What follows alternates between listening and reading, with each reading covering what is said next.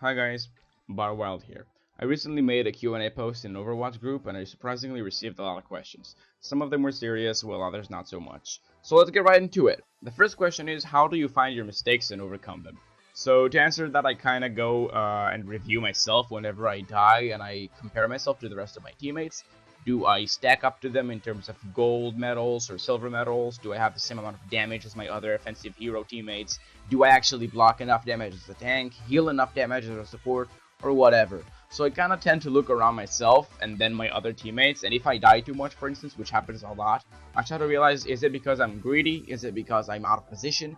Is it because I separate myself from the teammates and get caught too easily? So I just review my actions prior to my death using the death recap or whatever, and then try to realize how could I have I played that better. So the second question is, what is the best way to kill Bastion? Frankly, it's probably a good Genji that can just deflect him, because the amount of damage that Bastion inflicts during his roundup with the seconds of the deflect is enough to kill him. So it's either going to be a good Genji or anyone that can flank Bastion from behind, because when Bastion is in his turret form, he immediately gets a special critical hit located on the back of his body. So when he's in turret form and you can flank him, it's pretty much a dead kill. Also snipers such as Pharah, because of the rockets, Widowmaker and Hanzo take pretty good care of him. The only problem is if the enemy also has a Reinhardt to back him up, so you kind of need a lot of DPS to first get the Reinhardt shield down. So like a tank like D.Va is actually very good versus Bastion and Reinhardt because of her E, which enables her to pretty much stop all incoming damage from Bastion, and then the team can advance towards Reinhardt, or essentially she can use her unlimited ammo to destroy Reinhardt's shield and then proceed towards Bastion. So the third question is, what is the best team formation for every map? Frankly, I have no idea, because there's a lot of maps and I haven't even memorized all of them, I think, by name. But I can safely assume that McCree is a very powerful pick for most of them, alongside Mercy and Lucio. Though Mercy, to me, is kind of better on payload rather than on control points, because you gotta be in there and you have line of sight, and that kind of cancels out her whole moving from target to target using her Guardian Angel.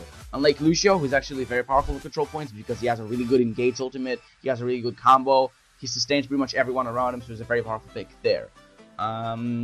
Widowmaker is also pretty good for most payload maps, except for control point maps, because she doesn't actually stand on the control point, so it's pretty much kind of useless. All she can do is pick off kills, and if she doesn't do that, then she's kind of rendered useless, because, let's face it, most ultimates in the game are used to kill, and then you have the Widowmaker's utility ult, which is kind of not as useful as it is on payload, because on control point, pretty much everyone is visible all the time, so it kind of misses the point of it. The fourth question is, where does Reaper get his guns from? How the fuck would I know that? I mean, he just reloads and then bam, another pair appears, so I guess he has like, I don't know, a black hole in his pockets or some shit. I don't know. I mean, I love the dude, but that's fucked up. But it's cool. It's cool.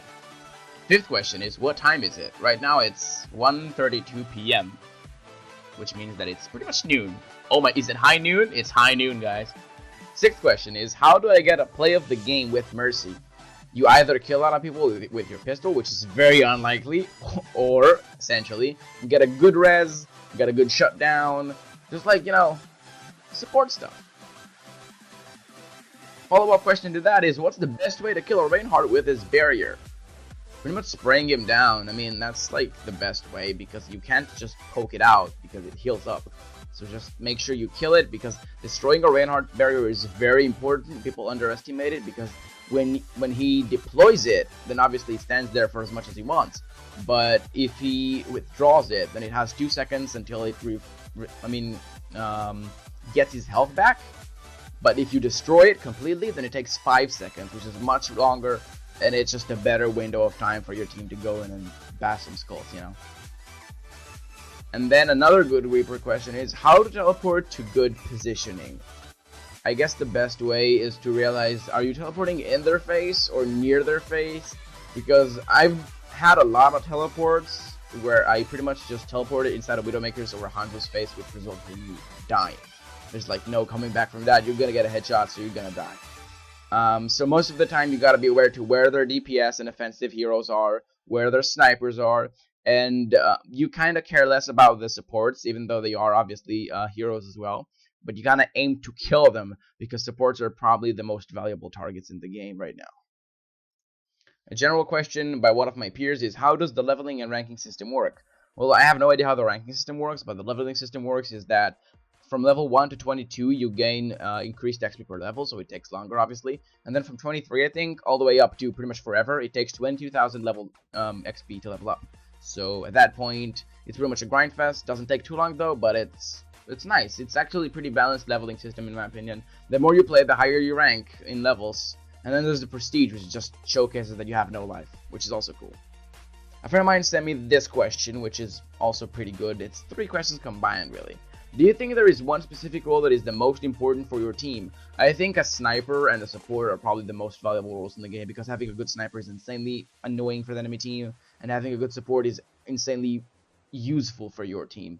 I mean, a Zenyatta can change games, a good Mercy Res can pretty much win you a game, and so forth. What is my favorite game mode? I guess ranked, even though it hasn't come out yet, so normal for now. And what is my opinion on the main argument?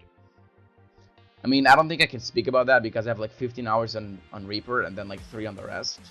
But mains don't really exist in the game, because if I have to, I'll pick a tank, or I'll pick an engineer, or like Torbjorn, or I'll pick anything that is useful. Most of the times I'm just playing really well on Reaper, so I stick to that. But if I can see that suddenly I have no tanks, fuck it, I'll go Zarya or Winston if I have to for the sake of my team. So having to stick to one single character for the rest of the game is kind of fucking stupid. Because eventually you'll have to switch out because they counter you. And if they have a Bastion or a Torbjorn, there's no fucking way I'm going to go Reaper. I'm going to go Genji and destroy them. And that usually works most of the time, because that's a direct counter to them. So why not? That's the way the game is designed. And the last series of questions that I received is, do you think that 2 tanks and 2 healers in one team are too much? Abso-fucking-lutely not. A Mercy and a Lucio is a very powerful combo. Works in most of the maps. It's very decent. And for instance, having a Diva and a Zarya, or a Winston and a Zarya, is also insanely powerful in control point maps, payload offensive maps, whatever. It's very good in my opinion. And do you think that in some situations having no tank or healer is fine? I guess not, because they're very powerful and you kind of need a solid team to win games. Having like 6 offensive heroes will most of the time not work unless the enemies are just too bad for you and you just beat them up before you actually need the healing or the tanks. What do I think about the loot box or leveling system? Loot box system is very, very fair in my opinion. You get 1 loot box per level. You can buy loot box. I think the price is a bit too high on them, but hey, I mean, the game itself is pretty decent, so why the fuck not? It's not like it's a DLC or something. The living system, again, I covered, is pretty balanced. Pretty much a grind fest from level 22, level 23.